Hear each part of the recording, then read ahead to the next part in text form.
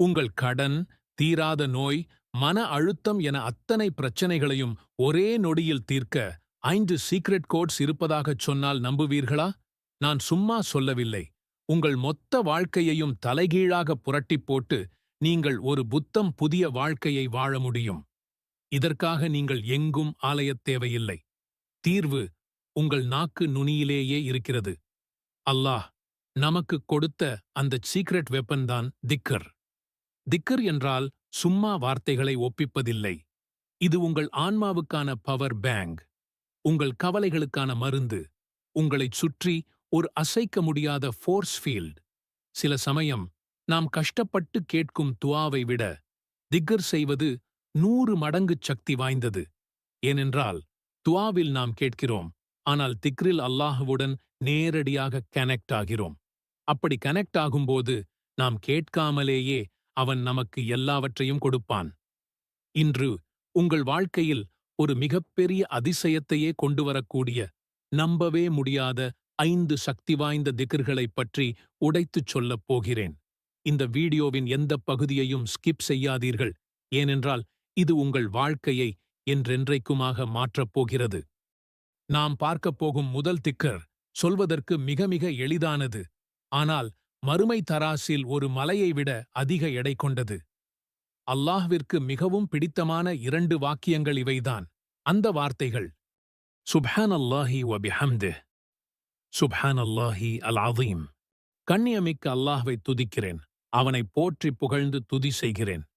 இந்தச் சாதாரண வார்த்தைகளில் இருக்கும் நம்ப முடியாத சக்தியை யோசித்துப் பாருங்கள்.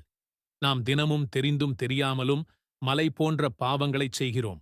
ஆனால் அந்த பாவங்கள் கடல் நுரை அளவுக்கு இருந்தாலும், யார் ஒரு நாளைக்கு 100 முறை இந்த திக்ரை என்று சொல்கிறாரோ அவருடைய பாவங்கள் அனைத்தும் மன்னிக்கப்படும் என்று நபி ஸல்லல்லாஹு அலைஹி வஸல்லம் அவர்களே கூறியிருக்கிறார்கள்.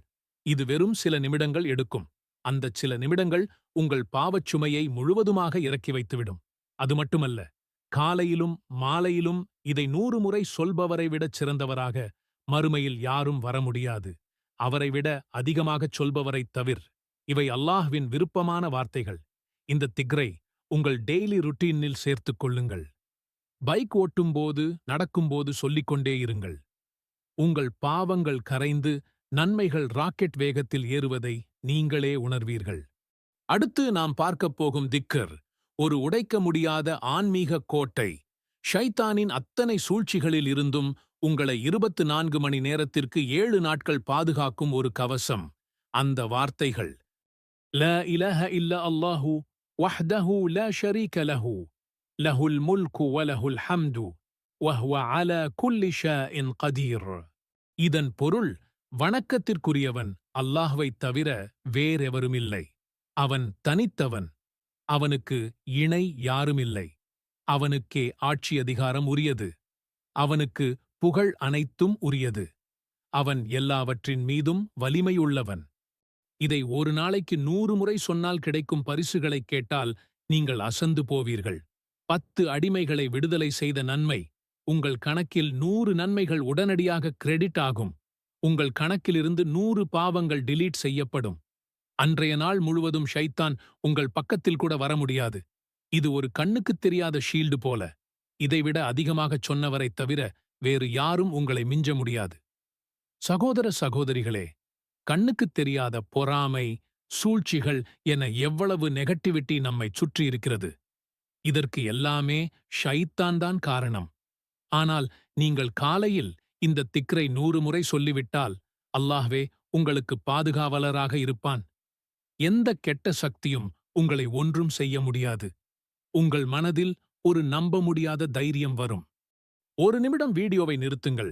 நான் தெரிந்து கொள்ள விரும்புகிறேன், நீங்கள் தினமும் சொல்லும் திக்கர் எது? மறக்காமல் இப்போதே கமெண்டில் சொல்லுங்கள். உங்கள் கமெண்டை பார்த்து இன்னொருவர் தொடங்கலாம்.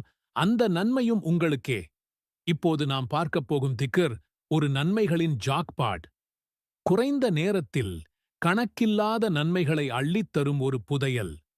ஒரு நாள் நபி ஸல்லல்லாஹு அலைஹி வஸல்லம் அவர்கள் தன் மனைவி அன்னை ஜுவைரியா ரலியல்லாஹு அன்ஹா அவர்களிடம், நான் உன்னை விட்டுச் சென்ற பிறகு 4 வார்த்தைகளை 3 முறை சொன்னேன். நீ காலையிலிருந்து செய்த திக்ரை விட என் வார்த்தைகளுக்கு எடை அதிகம் என்று சொன்னார்கள். அந்த மேஜிக் வார்த்தைகள் இதோ: சுப்ஹானல்லாஹி வ பிஹம்திஹி அதத ஹல்கிஹி வரிதா நஃப்ஸிஹி வஸீனத அர்ஷிஹி வமிதாத கலிமாத்திஹி. அல்லாஹ்வை தூய்மையுடன் புகழ்கிறேன். அவனுடைய படைப்புகளின் எண்ணிக்கை அளவிற்கும், அவனுடைய பொருத்தத்தின் அளவிற்கும், அவனது அரியணையின் எடை அளவிற்கும், அவனுடைய வார்த்தைகளின் மை அளவிற்கும் நான் அவனை துதிக்கின்றேன். நேரமே இல்லை என்பவர்களுக்கு இது ஒரு கோல்டன் வாய்ப்பு. காலையில் வெறும் 3 முறை இதைச் சொன்னால் போதும். உங்கள் நன்மைத் தராசு நீங்கள் கற்பனை செய்ய முடியாத அளவுக்கு கனமாகிவிடும்.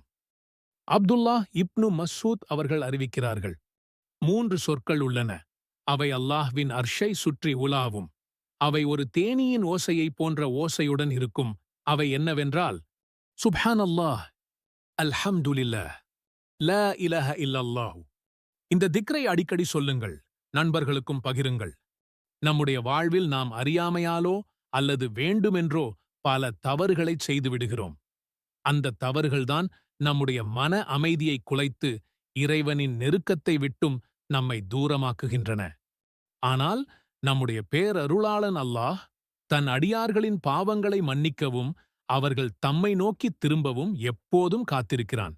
அதற்காகத்தான் அவன் நமக்கு பாவ மன்னிப்பு என்ற ஒரு அற்புதமான வாய்ப்பை வழங்கியுள்ளான். இன்று நாம் அந்த பாவ மன்னிப்பை பெறுவதற்கான ஒரு எளிய ஆனால் மிகவும் சக்தி வாய்ந்த துஆவை பற்றி பேசப் போகிறோம். அதுதான் அஸ்தக்ஃபிருல்லாஹ வ அதூபு இலைஹ். இதன் பொருள், நான் அல்லாஹ்விடம் பாவ மன்னிப்பு கோரி அவன் பக்கமே திரும்புகிறேன். இந்த சிறிய வாக்கியம் நம்முடைய கடந்த காலத் தவறுகளுக்காக வருந்துவதையும் எதிர்காலத்தில் நன்மையான வாழ்க்கையை வாழ உறுதியேற்பதையும் உள்ளடக்கியுள்ளது. இந்த காணொளியில் இந்த எளிய துஆவின் ஆழமான அர்த்தத்தையும் அதன் மூலம் நாம் பெறும் நன்மைகளையும் பாவ மன்னிப்பு கோருவதற்கான சரியான வழிகளையும் நாம் விரிவாக பார்க்க இருக்கிறோம்.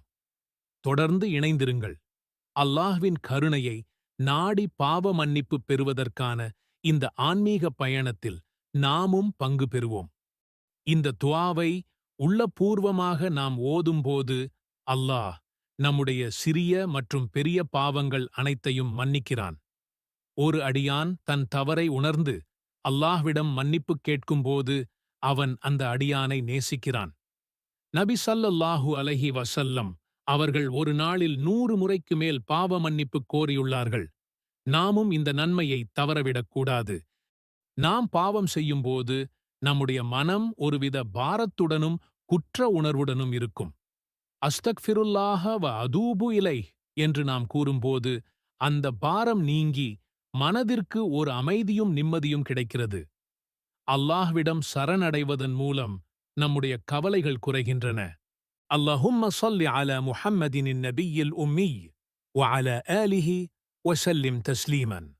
அல்லாஹ்வே, உம்மி நபியான முஹம்மத் ஸல்லல்லாஹு அலைஹி வஸல்லம் அவர்கள் மீதும் அவர் குடும்பத்தினர் மீதும் உனது அருளைப் பொழிவாயாக. அவர்களுக்கு முழுமையான சாந்தியையும் சமாதானத்தையும் வழங்குவாயாக.